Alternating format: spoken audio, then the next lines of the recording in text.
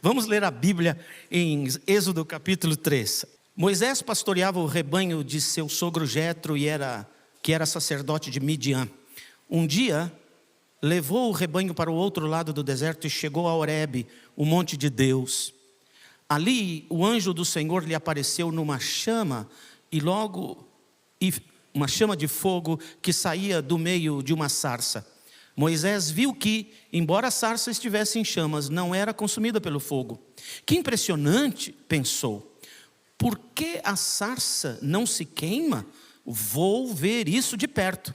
O Senhor viu que ele se aproximava da sarça para observar, e então, do meio da sarça, Deus o chamou: Moisés, Moisés.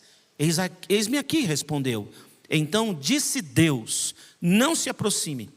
Tire as sandálias dos pés, pois o lugar em que você está é terra santa. Disse ainda: eu sou o Deus de seu pai, o Deus de Abraão, o Deus de Isaque, o Deus de Jacó. Então Moisés cobriu o rosto, pois teve medo de olhar para Deus. Disse o Senhor: de fato, tenho visto a opressão sobre o meu povo no Egito. Tenho escutado o seu clamor por causa dos seus feitores, dos seus escravizadores. E sei quanto eles estão sofrendo. Por isso, desci para livrá-los das mãos dos egípcios e tirá-los daqui para uma terra boa, vasta, onde manam leite e mel, a terra dos hititas, dos amorreus, dos fariseus, dos heveus, dos jabuseus.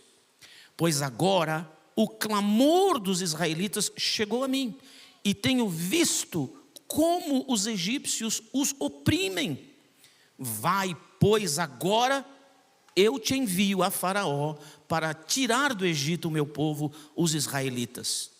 Moisés, porém, respondeu a Deus: quem sou eu para apresentar-me ao Faraó e tirar os israelitas do Egito? Oremos. Senhor Jesus, essa é a sua palavra, e pedimos que ela, a sua palavra, penetre nos nossos corações. Eu li a sua palavra, foi ela que entrou na minha cabeça, mas agora a sua palavra corre um risco enorme de se misturar às tranqueiras da minha cachola e, quando pela minha boca sair, já não mais ser a sua palavra. Então eu te peço, Espírito Santo de Deus, vigia na minha mente a sua palavra, e que ela, a sua palavra, possa hoje produzir grandes mudanças nas nossas vidas. É a nossa oração, é a minha oração, no nome poderoso e forte de Jesus. Amém. Amém? Amém. Que gostoso. Eu gosto muito do Moisés, eu gosto de ler a história do Moisés. Moisés me impressiona por muitas razões, né? O homem mais manso do mundo, e mansidão não significa ter sangue de baratas, né? Porque ele matou um cara com a mansidão dele, só no braço. Mas eu gosto do Moisés. Ele é chamado na Bíblia de um homem conhecedor, profundamente conhecedor de toda a ciência do Egito. Quer dizer, ele era uma cabeça gigantesca, porque eles sabiam matemática, sabiam construir pirâmides, sabiam fazer cirurgias, sabiam fazer tantas coisas, guerra, eles eram excelentes. As leis egípcias são estudadas até hoje para quem vai estudar a advocacia ou direito, e ele era o cara. E interessante a vida dele. Mas uma das coisas que chama bem a minha atenção na vida do Moisés é que, na minha opinião, ele era o homem mais tecnológico da Bíblia. Ele estava à frente do seu tempo. Para você ter uma ideia, aqui nesse trecho da passagem, ele é o pioneiro em conversar com a Alexa. Estava conversando com a Alexa. Era uma sarça. Mas ele conversou e a sarça respondeu para ele. Mais tarde ele avançou na sua tecnologia e começou a usar 2 tablets. E mais adiante ele enviou 12 influencers para ver a terra. Era um homem à frente do seu tempo. Mas o que é gostoso tem tantas coisas gostosas só nessa passagem da Bíblia, mas eu queria mencionar por que você pode viver em paz e dormir bem.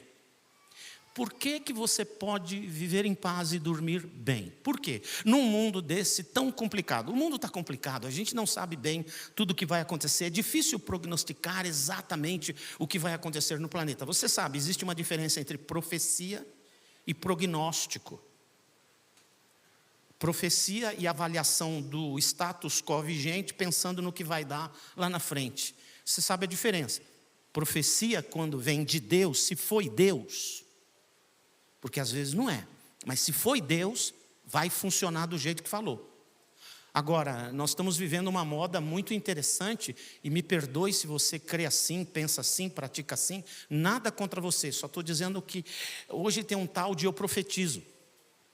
É o tempo todo, eu profetizo que você terá um ano de colheita, eu profetizo que você vai prosperar como nunca na sua vida, eu profetizo que milhões e milhões de reais, de dólares, de euros, criptomoeda, estão chegando na sua vida. Eu profetizo que você será feliz no seu casamento, eu profetizo que você vai viajar muito, eu profetizo que a sua sogra nunca te visitará. E vem um monte desses profetizos, e que na verdade é só um anelo, um desejo. Eu desejo que, mas você fala profetizo. Só que as pessoas, quando ouvem a palavra profetizo, foi Deus que falou, aí não deu certo. Em vez de culpar o profeta, a gente culpa Deus. Então eu não gosto muito dessa ideia de eu profetizo. Ultimamente tem tanto profeta que eu estou ficando desanimado deles, e tenho percebido que os melhores profetas contemporâneos ainda são os Simpsons. Nos últimos capítulos eles profetizaram que a criptomoeda, que o Bitcoin, vai no final de 2025 virar zero e vai falir todo mundo que comprou Bitcoin. Mas foi os Simpsons. Também eles profetizaram que em 2025 há uma falência geral nos Estados Unidos. Fome, desespero, desemprego, brigas civis, violência pelas ruas, coisas queimadas. Bem, a Califórnia já está queimando, né? Esses dias vocês estão vendo a Califórnia queimando. Nem é época de incêndio, sempre no verão, lá é inverno, e está queimando. Eu acho que eu vou sugerir ao governador da Califórnia plantar sarça, porque ela queima e não queima. E as coisas estão acontecendo assim, muito interessantes. Mas será que os Simpsons têm razão? Será que eles são profetas mesmo? O que vai acontecer com o mundo? Eu tenho lido a respeito de inteligência artificial. E a IA, ou AI, como você quiser, ela está crescendo muito. E os eruditos do assunto estão dizendo que ela está aprendendo a aprender sozinha. De maneira que daqui 5 anos ou 6 anos, todas as profissões existentes no mundo, todas, as mais inimagináveis, todas as profissões, a inteligência artificial será 90% mais eficiente do que qualquer gênio humano nesta profissão. Eles estão dizendo que a inteligência artificial está aprendendo até entender pelos algoritmos o que são sentimentos. Você sabe que máquina não tem sentido de vida. Só pessoas têm sentido de vida. Eu estou vivo. Você não acorda de manhã e fala lá para a sua cafeteira: bom dia, você passou bem a noite? Ou o aspirador de pó dormiu bem? Você não fala, porque são máquinas, eles não têm sentido de vida, não têm sentimento. Mas eles dizem que a inteligência artificial está fazendo isso. Eles dizem que daqui 5 anos, 17% dos empregos atuais desaparecerão, porque a inteligência artificial, a automação absoluta, vai substituir você naquela profissão. Mas tem profissão que acaba. Antigamente na Inglaterra tinha uma profissão de despertador quando não existia relógio. Como que era? Umas mulheres, elas levantavam de madrugada, não sei como elas despertavam, mas elas levantavam de madrugada com um saco de pedrinhas pequenas e iam nas portas de todas as casas que as contrataram, e elas ficavam jogando pedrinhas no vidro. Era o despertador, era uma profissão. Tinha uma profissão também das pessoas que subiam numa escada e acendiam as lamparinas da iluminação pública, e de manhã tinha que ir lá apagar. Desapareceu. Daqui a pouco a gente não precisa mais de motorista, nem um táxi, nem um Uber, nem o seu próprio automóvel. Daqui a pouco os drones estarão todos voando aqui em cima. Você sabe, está em milhares de fábricas fabricando drone, só não lançou porque a legislação não está pronta, que altura eles podem voar, quais são as ruínas lá de cima para os drones e que distância dos aeroportos. Mas daqui a pouco você vai ter que dizer para o seu filho: quando você for atravessar a rua, meu filho, olha para o lado esquerdo, olha para o lado direito e olha para cima, porque sabe Deus de onde a gente pode ser atropelado agora. O mundo está interessante. Eles dizem que daqui em 2050, 87% dos empregos atuais desaparecerão e 87% da população mundial estará desempregada, sem fazer nada. Como é que vai funcionar? Será que esses prognósticos são verdadeiros? O que vai acontecer com o nosso Brasil? este ano que a gente percebeu que as coisas aumentaram, não é? Como estão as coisas, e agora chegou o tal do Drex. O que significa isso? É nome de dinossauro. O que é esse negócio? Eles vão controlar todo o nosso dinheiro, eles vão conseguir impedir a gente de gastar quando a gente quer gastar, e vai controlar, eles vão saber quanto eu gastei, e agora o imposto de renda virá sobre o que eu gastei, e não só por aquilo que eu declarei que eu ganhei. Como que vai ficar esse controle absoluto de todas as coisas? Será que é assim mesmo que vai acontecer? A gente não sabe. E talvez você tenha uma enfermidade e não sabe quanto tempo de vida você tem. É muito difícil prever o amanhã, e por causa disso as pessoas não dormem. Elas ficam preocupadas, elas ficam ansiosas, chegam a ter pânico, brigam uns com os outros. A situação está muito complicada. O que vai acontecer? Não sei. E aí você não dorme direito pensando, será que eu vou prover para minha casa amanhã? Será que eu terei o suficiente? Será que nós vamos viver uma ditadura? Será que aquelas músicas de antigamente que se cantava, elas podem ser cantadas hoje por causa da situação vigente? O que está acontecendo? E a gente perde o sono, a gente não dorme, a gente briga em casa, nós estamos com os nervos à flor da pele. Mas eu queria dizer para você uma coisa: indiferentemente de tudo o que está acontecendo ou irá acontecer lá fora, por esse trecho da Bíblia, eu garanto para você que você pode dormir em paz. Lembra do velho hino? Porque ele vive, eu posso crer no amanhã. Por causa dele, do nosso Senhor, você pode dormir em paz. Deita e dorme em paz. Mesmo com a enfermidade que quem sabe você está enfrentando, deita e dorme em paz.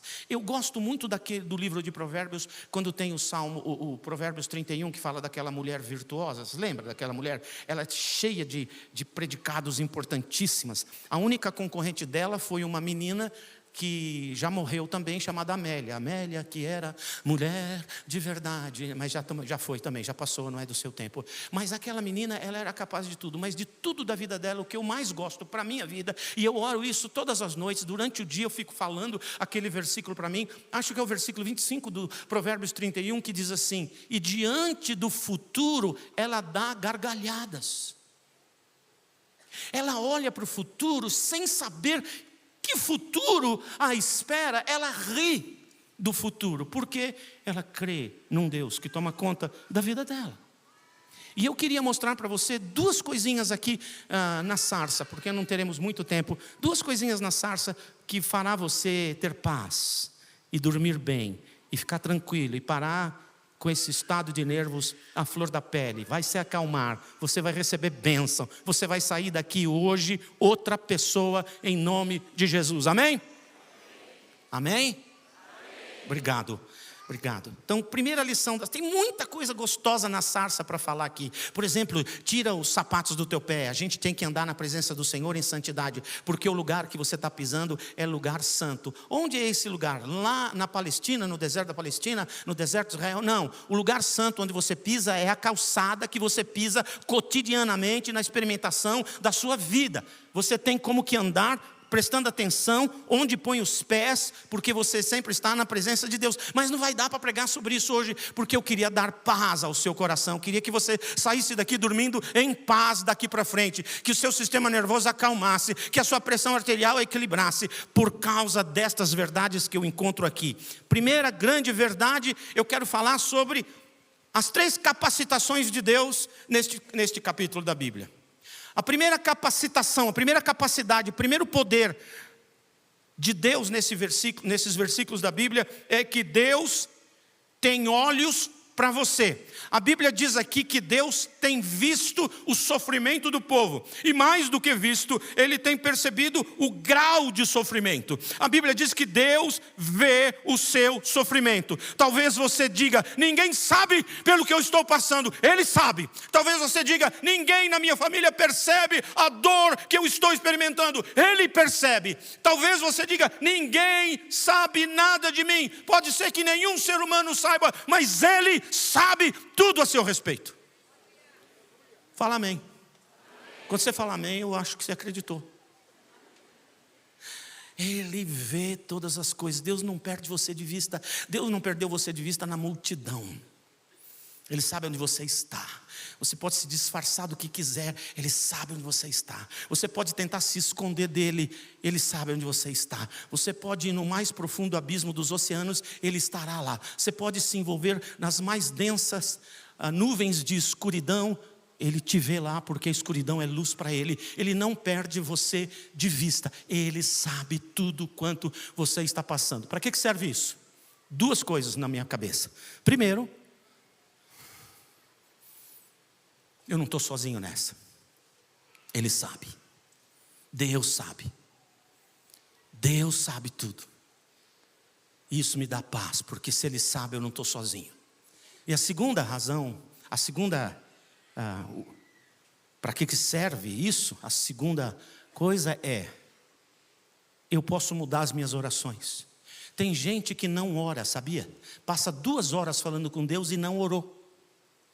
Por quê? Porque eles ficam contando para Deus aquilo que Ele já sabe. Ai, Senhor, a minha cabeça dói tanto. Ele já sabe. Ai, Senhor, o meu marido insiste em chegar do trabalho e nunca quer tomar banho. Deus sabe e tem dó de você.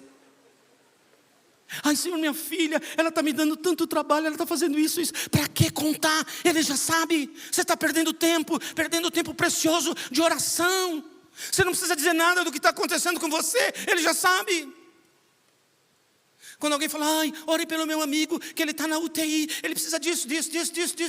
Falei, Senhor, Tu sabes, vai lá. Para que eu vou contar para Deus o que Ele já sabe? Você aproveita na sua oração e fala, Senhor, Tu sabes, né? Então, intervém aí que eu estou precisando da Tua bênção. E aproveita o resto e fala, Senhor, será que tem alguma coisa para eu fazer nessa situação? Porque nós crentes queremos que Deus faça tudo. Às vezes desejamos que Deus faça o que nós precisamos fazer. E às vezes nós queremos fazer o que só Ele pode fazer. Outro dia um menino da igreja falou assim para mim, pode orar por mim? Posso. Algum pedido específico? Falou assim, bem específico. A minha sogra está indo amanhã no consulado americano no Rio de Janeiro, pedindo visto para vir para cá, para Orlando. Falei, vamos orar para que tudo dê certo. Não! Eu quero que você ore para não dar certo. Eu quero que você ore assim, alguma coisa, sei lá, dá alguma ideia para Deus, para o oficial lá do consulado amanhecer com raiva de alguma coisa, para ela não vir. Eu quero que você ore para ela não vir. Eu falei, eu não posso fazer isso. Eu posso fazer assim, Senhor, seja feita a Tua vontade. Ele falou, não, então nem ora isso. Eu não posso fazer o que Deus pode fazer. Você quer saber o final da história? Ela veio com 4 malas, está lá até hoje. Sempre que eu vejo, ele faz assim para mim. A gente não pode fazer o que Deus pode fazer. Você só pode fazer o que Deus quer que você faça. Então, na sua oração, muitas vezes você tem que perguntar a Deus, o que eu faço? Deus talvez ensine, pare de brigar com as pessoas por causa da sua situação. Talvez Deus diga, pare de ficar acusando por causa do seu mal-estar. Porque quando eu acuso, eu estou transferindo a responsabilidade a outras pessoas de resolver a minha vida. Na Copa do Mundo, nos Estados Unidos, acho que foi 84, eu não lembro, ou 94, eu lembro de uma entrevista na rádio. Estavam entrevistando o Jorginho. Jorginho é nosso irmão em Cristo. O cara falou assim, escuta, você é crente? Sou. E você acha que Jesus está jogando de centroavante para você? Ele falou, não, porque do outro time deve estar cheio de crente também. Ele falou, como é que faz? Termina empatado? Ele disse, não, deixa eu te explicar como é a minha fé. A noite passada eu não conseguia dormir de ansiedade pensando no primeiro dia de jogo, na nossa estreia na Copa. Eu não consegui dormir, 2 noites atrás. Então o que eu fiz? Eu ajoelhei e disse, Senhor, me ajuda a dormir. Só você pode fazer isso, tirando essa ansiedade doida de dentro de mim. E o sujeito falou, só? Eu falei, só. Ele falou, só, porque quando eu vou para o treino, eu treino como se fosse jogo. E quando eu jogo como se fosse guerra. No treino eu como a grama, eu faço tudo o que é para eu fazer e deixo que Deus faça o que só Ele pode fazer. Então, já que você sabe que Deus sabe, para que contar para Ele o que Ele já sabe? Só pede a intervenção dEle e aproveita e pergunta, há algo, Deus, que eu deva fazer? Porque talvez há algo que você precisa fazer e Ele não vai fazer a parte dele enquanto você não fizer a sua. Moisés, levanta o cajado que eu vou separar o mar. Josué, faz os sacerdotes pisarem no Rio Jordão, que eu separo o Rio Jordão. Tirem a pedra. Tirem a pedra. E depois que Lázaro vem, tirem as ataduras deles. Ora, Jesus que o ressuscitou, não podia fazer a pedra voar? Não podia fazer ela explodir e cair confete cor-de-rosa e azul, que nós gostamos muito dessas cores. Não, ele pediu que as pessoas fizessem. Há coisas na sua vida que bem pode ser, você precisa fazer. Pede a Deus. Deus, o que eu tenho que fazer? Já que Ele sabe tudo. Amém? Amém? Segunda capacidade de Deus é que Ele tem ouvidos. Ele ouve você. A Bíblia diz aqui que Ele tem ouvido o clamor do seu povo. Ele tem ouvido o gemido de dor do seu povo.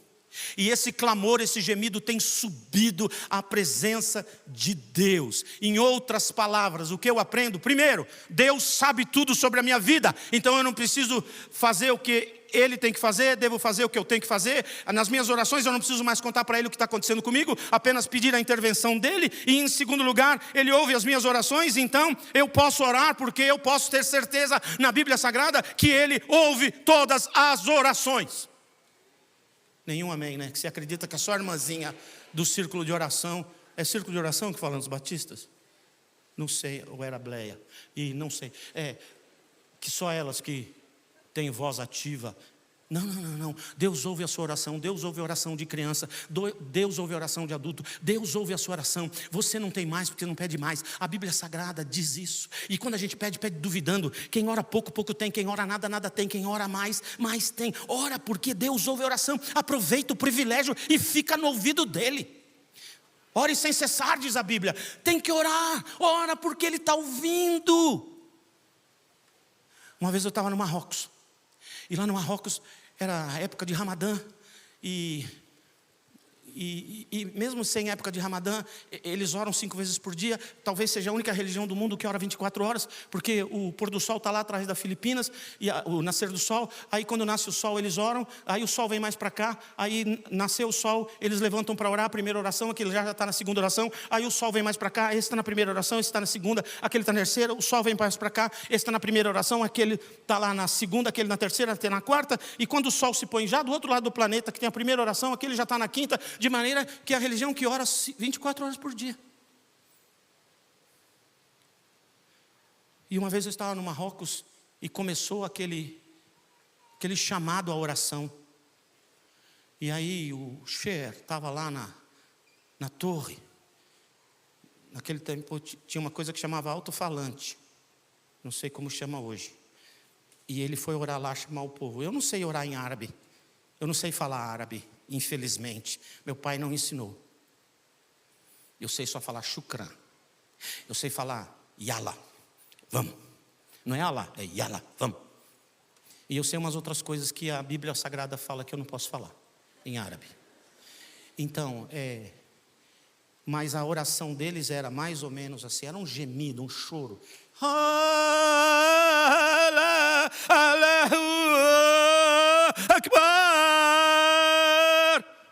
E quando eu ouvi aquilo, eu pensei, nossa, parece que eles estão gemendo. Mas Deus não pode ouvir, porque eles são ímpios. Não quero ofender nenhum muçulmano presente. Só estou te contando uma história. E o Espírito Santo falou para mim, não, Deus ouve sim. Falei, não ouve oração dessa gente. Ouve sim. Aí eu falei para o Espírito Santo, cara, eu fiz seminário teológico, cara, eu sei que não. Batista. E o Espírito Santo falou assim, que pena que você fez esse, mas eu ouço sim. Eu falei, então prova na Bíblia para mim. E aí eu fui para o meu quarto, fiquei bravo com Deus, falei, mostra para mim. Eu estava no Marrocos, terra de, vamos assim dizer, entre parênteses, essas duas coisinhas que eu esqueci o nome, ismaelitas. E Deus me mostrou Agar no deserto, chorando porque o filho dela ia morrer de sede. O anjo vem e toca em Agar e diz, Agar, por que choras? Deus tem ouvido a oração do teu filho, eis aqui a água. Ele será grande, etc, etc, etc. Deus ouviu a oração e mandou um anjo intermediar.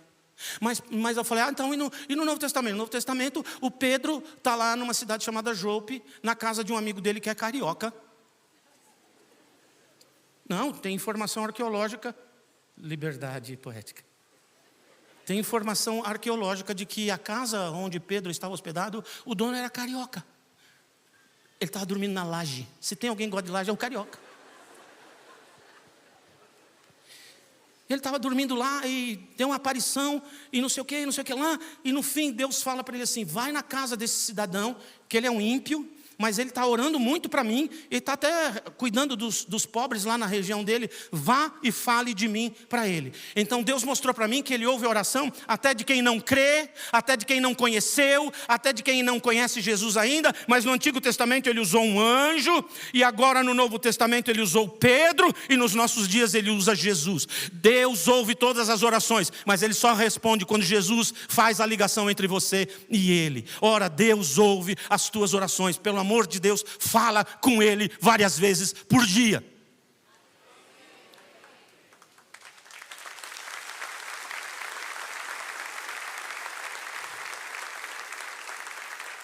Primeira capacidade de Deus, que não tinha relógio no céu. Segunda capacidade de Deus é que os olhos dele veem tudo. A segunda é que ele tem ouvidos para você. E a terceira é a ciência de Deus. A ciência de Deus, que eu quero dizer, é onisciência. Ele sabe tudo. O texto da Bíblia diz, e eu sei o quanto o meu povo está sofrendo. Ele sabe avaliar o grau de dor que você tem experimentado. E ele se comove com você. Creia em mim.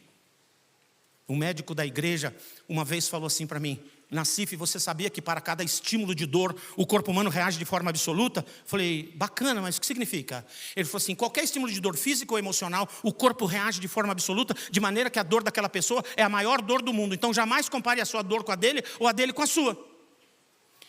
E é interessante que 3 ou 4 dias depois um rapaz estava no corredor da igreja, me viu, lá eles me chamavam Nassifão. Deve ser em homenagem ao músculo. E aí ele falou, Nassifão, e começou a chorar.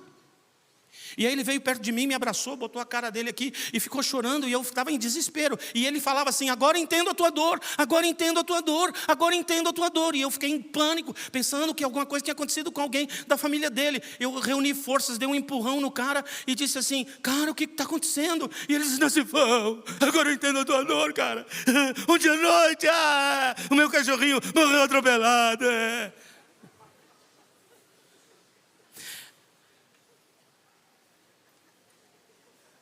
Esse cara está comparando meu filho com o cão dele? Aí eu lembrei do que o médico falou. A cada estímulo de dor, o corpo humano reage de forma absoluta. Eu olhei para ele, com a cara de misericórdia. E eu não sei se ele sabe que por causa do que o médico falou, eu não o matei. Falei, então, me abraça aqui, chora pelo cão, que eu vou chorar pelo Rafa. Mas sabe, Deus conhece a sua dor. Tem mulher que fala assim, dor é dor do parto. Vocês homens cortam o dedo e ficam uma semana na cama. Você não tem noção de como dói. Só Deus. Deus conhece a sua dor. E para que isso me serve? Porque Ele pode agir, saber, Ele conhecendo, Ele sabe o que tem que fazer. Amém ou não amém? Primeira lição desse trecho, as capacidades de Deus. A segunda lição, já não tenho mais nem um minuto. A segunda lição desse texto é: Deus, por causa disso, desce aos homens. Se Deus sabe onde você está, tem ouvido o seu clamor e sabe bem o quanto dói, tenha certeza, isso atrai Deus a você. Ele desce a você, Ele vem a você, Ele vai intervir. Em algum momento Ele vai intervir. Não sei como, não sei quando, não sei de que maneira, mas creia, não desiste dEle, não desiste da fé, não desiste da oração, não desiste da Bíblia, não desiste da igreja, não desiste da comunhão, porque em algum momento Ele vem, Ele desce e vai agir na sua vida. Ele é o mesmo Deus ontem, hoje e eternamente. Segundo aspecto dessa segunda lição é que frequentemente ele vai usar intermediários para te salvar e libertar do seu Egito.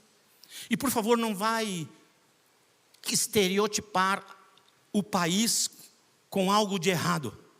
Naquele tempo, eles eram escravizados no Egito. Naquele tempo, para o povo judeu, o Egito significava o lugar da minha escravidão.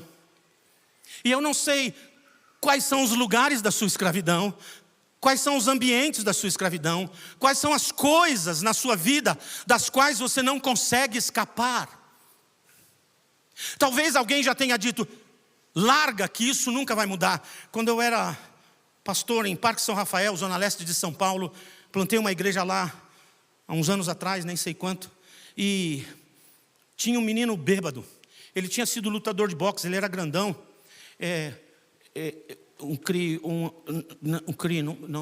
agora não pode, um afrodescendente, ele era grandão, ele bem grandão assim, e ele sempre estava bêbado, e eu sempre ia carregar o cara, era difícil, e arrastar na lama, tirar da lama, dar banho, e ele ficava um dia bom, até que algumas pessoas da igreja disseram, desiste, porque isso não tem mais jeito. Talvez você já tenha ouvido isso a respeito daquilo que te escraviza na boca de outras pessoas. Você não tem mais jeito. Ninguém tira você dessa cadeia. Ninguém tira você desse vício. Ninguém tira você desse hábito. Ninguém consegue vencer esse seu sisteminha nervoso que explode a qualquer momento. Você não tem mais solução. Deixe-me dizer uma coisa. Deus diz, tem solução. Ele manda intermediários. Eu fui o intermediário daquele cara. Depois de muitos anos, ele se libertou definitivamente do álcool. Ele voltou a se casar, se tornou um diácono eficiente na igreja dele. E sempre que ele me vê, ele me abraça e diz assim, só você creu em mim. Falei, quem creu em você foi ele. Eu não estava crendo muito, mas ele mandava eu fazer. Já acabou meu tempo?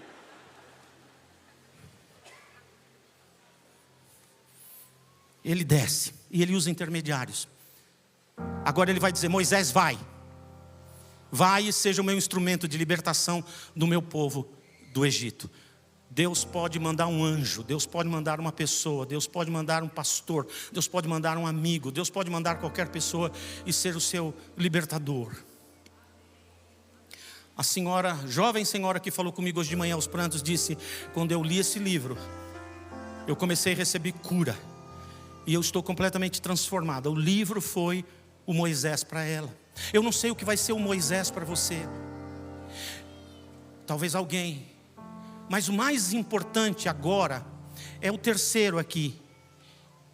Que ele envia o Moisés e empodera o Moisés para fazer o que ele tem que fazer. Deixe-me dizer uma coisa para você. Mais importante para você hoje, saber quem será o seu libertador, muito mais importante é você hoje, do seu lugar, não importa a situação em que você está vivendo, a dor que você enfrenta, as amarras que ainda te amarram, não importa, se você se levanta hoje e diz assim, Senhor, faz-me um Moisés a alguém. Faz de mim o seu instrumento de liberação, de libertação, de socorro, de ajuda, de refrigério, de solução na vida de alguém. Eis-me aqui, usa-me a mim, porque se você o fizer, enquanto você por ele é usado, eu tenho absoluta convicção de que também ele mandará libertadores à sua vida, ele fará milagres na sua vida. Amém ou não amém? Então eu quero fazer 2 apelos aqui finais. Primeiro, você está amarrado em alguma coisa? Está com algum vício? Domingo que vem, à noite, vocês vêm tudo à noite domingo que vem, tá?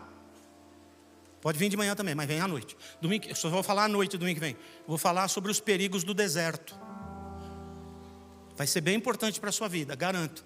Mas deixe-me dizer uma coisa. Você sabe que no Brasil, o Brasil é o primeiro país do mundo em acesso a sites de jogos eletrônicos. Primeiro no mundo em estatística. O segundo no mundo em gastar dinheiro com bets. E bet, irmã, não é uma namorada dele. Não é Elizabeth. Bet em inglês não tem muita tradução, é apostar. Jogos de apostas. Hoje o Brasil é o segundo país que mais gasta dinheiro em bets do mundo.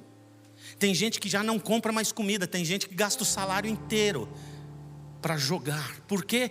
Porque tem uma dor tão grande e não quer esperar por Deus. Ele então vai atrás de deuses alternativos. Será que você já está viciado nisso?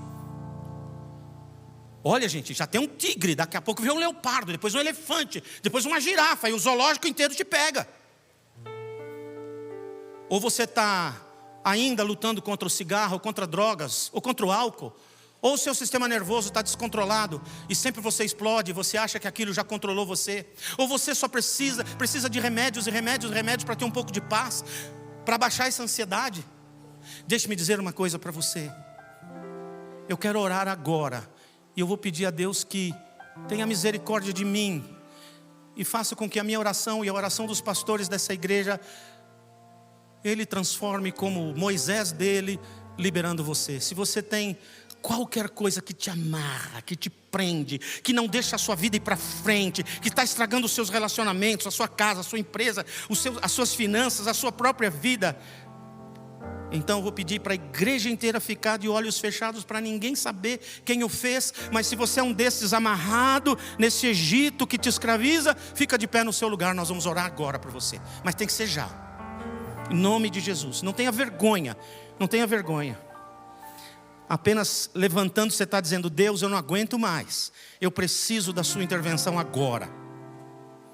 Senhor Jesus, nós pastores que estamos hoje nessa igreja, imbuídos da autoridade que o Senhor nos dá como ministros do Evangelho de Jesus, nós clamamos: Espírito Santo de Deus, vem com libertação na vida de cada pessoa que está de pé, e na vida de cada família representada, na vida de cada pessoa que está de pé. Liberta de vícios, liberta de qualquer coisa que está amarrando, em nome de Jesus. E se for uma enfermidade também, liberta dessa enfermidade, da saúde emocional, saúde física, saúde espiritual para os teus filhos, para eles serem livres agora mesmo de qualquer coisa que os tenha escravizado até hoje. Faz isso, eu te peço, pois oramos no nome poderoso e forte de Jesus.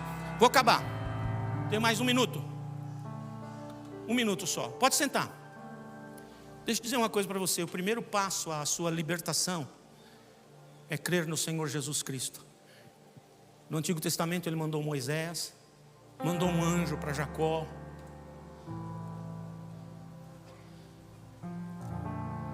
mandou profetas. No Novo Testamento Ele mandou Jesus, e Jesus é chamado de o único mediador entre Deus e os homens. Quando eu tenho Jesus, eu tenho o princípio de toda a minha libertação. Ele morreu na cruz por você, Ele derramou o sangue dele por sua causa. Se você, diz a Bíblia, crer com o seu coração que Ele fez isso na cruz por você, se você crer com o seu coração e com a sua boca você chamar por Jesus, ou se você crer com o seu coração que Jesus morreu na cruz por você, e com as suas mãos você chamar Jesus, Ele entra no seu coração. Simples assim. Se você crer e falar: Jesus, vem para o meu coração, Ele entra agora. Ele perdoa os seus pecados, Ele te dá uma nova vida nessa vida, Ele te dá a luz da presença dEle, porque Ele é a luz, e Ele te dará a vida eterna. Pessoas nesse auditório hoje, agora, vocês vieram aqui porque hoje é o dia da vossa salvação. Bem provavelmente a sua libertação de qualquer coisa que te escraviza só acontecerá depois de você ter entregue a sua vida para Jesus. Eu vou falar uma oração simples e rápida. Senhor Jesus, eu creio que você morreu na cruz por mim. É verdade, eu sou pecador, mas agora eu abro a porta do meu coração e eu te convido, entra na minha vida. Só isso, simples assim. E se você fizer essa oração, Ele entrará no seu coração, Ele perdoará todos os seus pecados, Ele vai mudar a sua história de vida, e Ele vai garantir você para a vida eterna. Então, igreja, ora aí agora. Pede para o Espírito Santo falar aos corações, e eu vou falar essa oração. E se você nunca fez essa oração na sua vida, vai repetir essa oração atrás de mim, com fé em Deus, não na minha oração, com fé em Deus. Mas eu só vou ajudar você com essas palavras. Você abre agora o seu coração e vai pedir para Deus entrar. Abre a sua boca com voz alta, suficientemente alta para você ouvir tua voz. Mexe as suas mãos, faz os sinais com toda força e fé, e Jesus entrará no seu coração. Feche seus olhos, repete comigo. Solta a tua voz, mexa as tuas mãos. Solta a tua voz, move as tuas mãos agora e repete comigo: Senhor Jesus, eu creio que o Senhor morreu na cruz, no meu lugar. É verdade, sou pecador, mas agora eu abro a porta do meu coração e eu te recebo como meu Salvador, como dono de minha vida e como meu libertador. Entra na minha vida, eu te peço. Amém. Deixa-me dizer uma coisa para você. Deus te ama e te aceita do jeito que você está, mas Ele não quer que você permaneça do jeito que você está. As pessoas que oraram para Jesus entrar, Ele começa hoje uma nova e maravilhosa maratona, uma jornada espetacular de vida para você. Quantas pessoas fizeram essa oração? Levante as suas mãos, quero ver. Graças a Deus, graças a Deus, graças a Deus. Eu queria chamá-los aqui, pode chamá-los? Pode. Então eu queria pedir que todo esse pessoal lá de cima viesse orar aqui comigo. Pessoal, vem aqui de baixo e você vai ganhar um papelzinho da igreja que é bem importante. Vem aqui, eu vou lá embaixo. Pessoal do som, talvez corte aí para mim, ó, o retorno aqui. Vocês que vieram aqui na frente, pode virar para cá, para o auditório, por favor. Vão mais para o fundo ali, vira para cá, um segundo. Por favor, olhem para mim. Eu sei que alguns pastores estão orando ainda, mas eu queria dizer uma coisa para você. Você está recebendo um folheto. Nesse folheto tem um QR Code.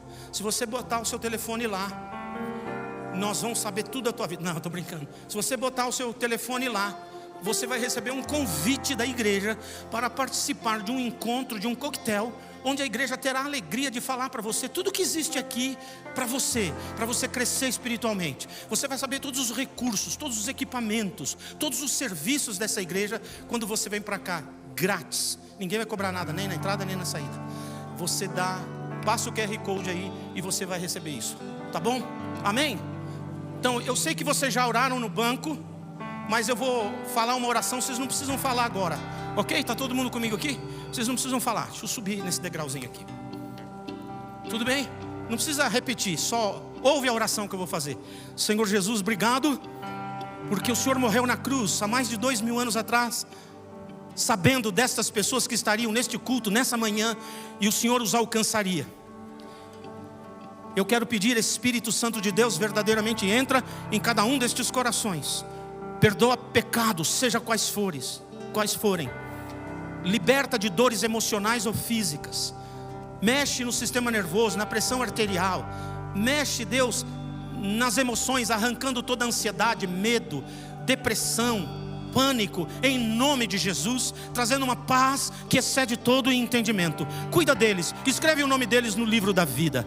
Seja, pois, o seu Salvador, o dono de suas vidas e o libertador de cada um deles. É a nossa oração, no nome poderoso e forte de Jesus. Igreja, eis aqui seus novos irmãos em Cristo Jesus, aleluia!